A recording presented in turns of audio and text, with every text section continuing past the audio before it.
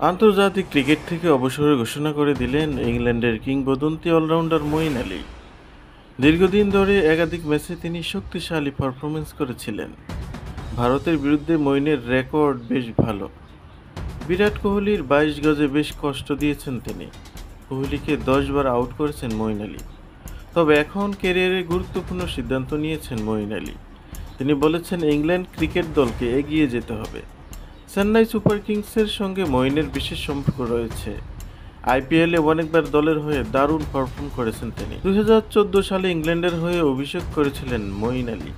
তিনি এখনও পর্যন্ত ইংল্যান্ডের হয়ে ১৩৮টি ওয়ানডে ও ৬৮টি টেস্ট ম্যাচ খেলেছেন।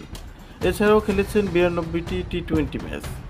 সম্প্রতি মেইল স্পোর্টকে একটি সাক্ষাৎকার দিয়েছেন মঈন আলী। এ সময় তিনি বলেন, ইংল্যান্ডের হয়ে খেলাটা আমার জীবনের সেরা সময় ছিল। আরও কিছুদিন নিজেকে নিয়ন্ত্রণ করে দলের হয়ে খেলতে পারবো। কিন্তু আমি সত্যটা জানি, এখন যে খেলতে পারবো তা নয়। তবে আমি জানি যে এখন ইংল্যান্ড ক্রিকেট দলকে এগিয়ে যেতে হবে। মঈনের আন্তর্জাতিক ক্যারিয়ার দুর্দান্ত। ১৩৮টি ওডিআই ম্যাচে তিনি ২,৩৫৫ রান করেছিলেন। ৩টি সেঞ্চুরি ও ৬টি হাফ সেঞ্চুরি করেছেন তিনি। এই ফরম্যাটে মঈন আলী নিয়েছেন ১১১টি উইকেট। তিনি ৬৮টি টেস্ট ম্যাচে ৩,০৯৪ রান করেছেন।